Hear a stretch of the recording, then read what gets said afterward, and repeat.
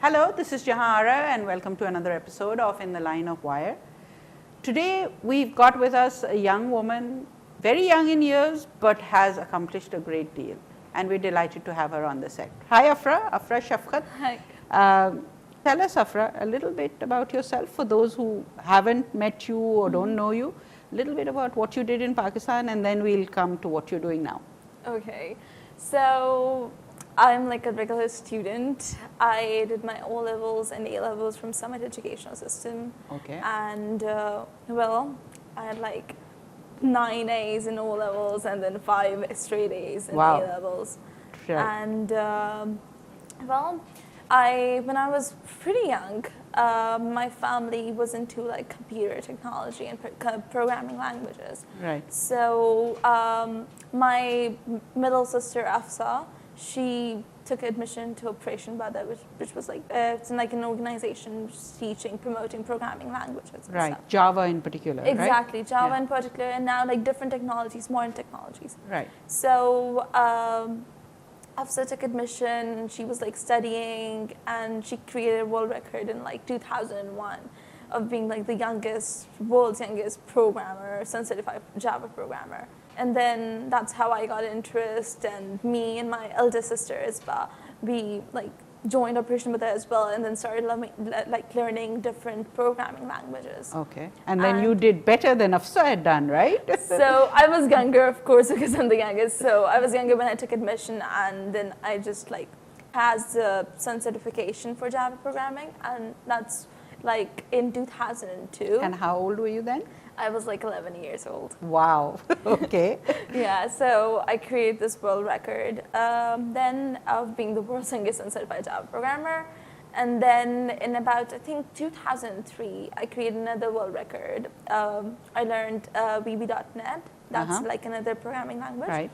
And then I became the world's youngest Microsoft certified VB.NET programmer. So that was at the age of 13. That was at the age of 12, 12, actually. okay. Yeah.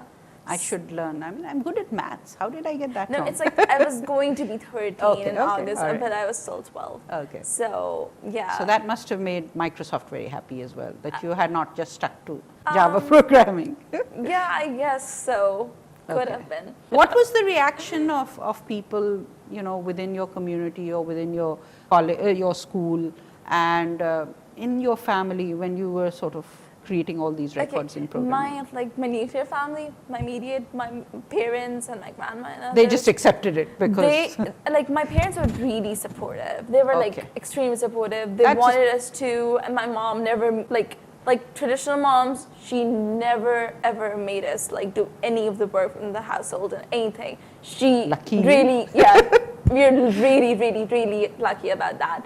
So she was really supportive, especially my father. And I guess every child says this, but they're the best parents ever. I'm sure they are. So they were really supportive, but like the first immediate reaction, because when we used to go to the university, the people there were like shocked. They were like incredulous about this. They were like, "What the hell are these kids doing here?" Because we used to be like, they don't belong here. yeah, and we used to be like yay high. I mean, we were like really small, and like they're like totally amazing. What are they doing there? But then after performance and stuff, passing exams and everything, They must have been supportive too and happy. yeah, they were like, wow, they were mostly amazed actually. And then, then we just blended in. Okay, So, terrific. yeah. Nobody told you that you're a girl, what are you doing programming? Because a lot of women get that. Okay.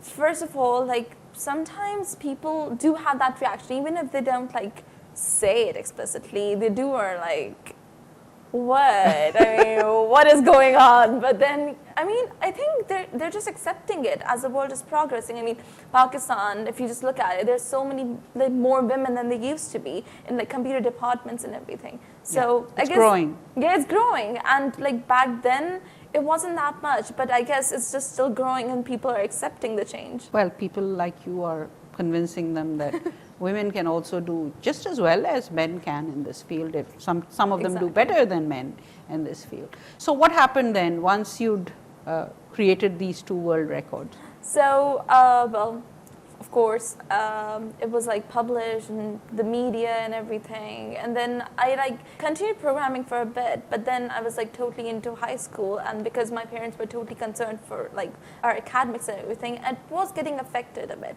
Okay. So my parents were like, I think it's Stop time to going and posing for those cameras and giving all those interviews. Concentrate on your work. It was mostly like on Sundays we used to like the whole day used to get like totally into like programming and everything. So my parents was like, you have to like focus on your holistic education. Yeah, especially when it was like O levels and A levels, they Right. were like, you have to study. Right. So well, then afterwards I'd like concentrate on O levels and A levels, and then after that, like getting admission to universities, filing for admissions, like giving SATs and stuff. So it's always like that. And then you got into MIT. Yeah, mashallah. And you got a scholarship to Yeah, MIT? it's like I got a Fin 8, so it's like it's covering almost everything. Okay, terrific. Yeah. And your sister's already there. Yeah, Okay. she's also on. So now tell us about the experience at MIT when you first got there.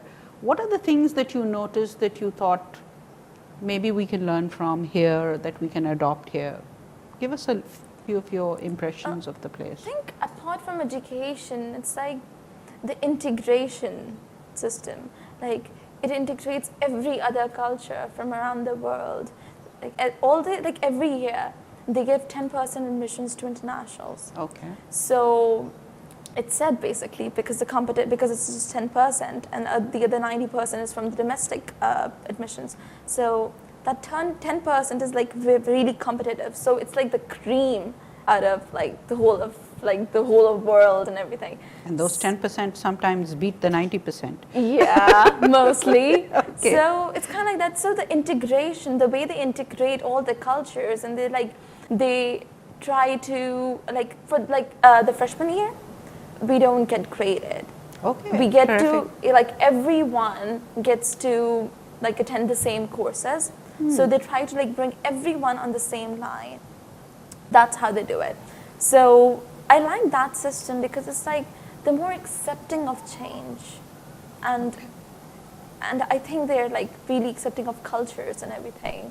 I mean, when you are walking in the street, you're like there are 10 different races around you, different peoples of different colors and everything. You don't see that in Pakistan. Right. So if that thing was like really surprising, and I really liked it there, that they're so accepting of change and of differences. Right. I think that's one thing that we should accept. Okay. Now, the education system, you don't get graded. So that's a good thing because you For can the first concentrate. semester. Yeah. For So the you first can semester. concentrate on what interests you, and is it that they're trying to assess which areas you should be going into? They're which you're trying to give you an naturally- idea of how tough the education is, so Okay. that for the first semester you get a pass or a fail. Okay. So for the first semester, they give you like certain courses. Actually, it's for the whole year, right? So they're like general requirements. And Okay. so those general requirements is like every other student, even if he is not going for biological engineering, even if he's like pure physicist, just stuff like that, he is going to take biology, GIR. Right. So it's like they're trying to give you an idea of what the world is and like how MIT revolves around you and stuff like that. Okay. So it's kind of like they're trying to bring you on the same level, threshold Okay. level. Yeah. Now, what are you studying there? So for like what I think I'm gonna like major in biological engineering. Okay. Yeah. And what scope do you think there is for biological engineering here in Pakistan? It's like I think the scope is like building up. It's pretty like young for now because I think in Karachi University they just opened a department like a few years ago, I guess. Okay. So it's opening up. LUMS SSC school, they have offered biological engineering. And it's like I think it's building up, but it's pretty immature. But I guess like after I graduate. Yeah, because you're in your freshman year, Yeah. right? And like for biological engineering, it's mostly like, I think what I think I'm gonna go for is like research. So I think by then, if I've studied, I think that scope is also gonna So build up. why biological engineering? What do you want to do with the subject? I mean, yeah, okay, it interests you, but is there something specific in mind? Yeah. Well, biological engineering because I've always been good at math. Okay. And then I've always loved bio. Okay, so the combination. Yeah, so that's the combination. And I'm pretty much okay with physics too. Okay. So that's how biological engineering comes in place. But then, like, where I want to go, what do I want to do with it? I'm thinking of doing like computational biology, and especially going for computational neurosciences and the research in that place. Okay. So that's like the area that I want to go for research in. Okay. Terrific. Because like in Pakistan, like most of the people want to get like jobs, like certain jobs, right? They just want to do the work that they have learned. But like I've always thought of like scientists and researchers, like people don't we need encourage a lot of that, those, and yeah. we really need that. Like Right. every other country needs that, and it's really discouraging, especially for women. I mean, how many scientists have you seen who are like women in Pakistan? And I really think that area needs work, Okay. and that's why I want to just go for research. So you're planning to come back to Pakistan? Inshallah. Okay. Because a lot of young people who go outside for any education want to stay there. Yeah, because But you it's think that you're needed here? like, yeah, Pakistan I think I'm needs you. definitely needed here. Okay, great. That's terrific. Now tell me, the faculty at MIT, what difference have you seen, and what is it that you think faculty here can learn with the way that they work with students? The faculty is like, they blend themselves in with the students. I mean, they're Nobel laureates there. You Google your professors, and each one of them has done so much. I mean, they're like, you just like look at them in your classrooms, and then when you just go out and just look them up, you're like, whoa, was I just in front of that professor? Wow, you're just totally intimidated. But then they're like so friendly. I mean, they really Very down to earth. Yeah, they're really down to earth. They're really like, they're out there to help you. One thing I've noticed here, it's like professors here in our universities, some of them are like really nice, and they're really out there to help you. But then the others, they're like, oh my God, I'm a professor, and there should be some distance. If I'm saying something, that's the final word. They don't want like.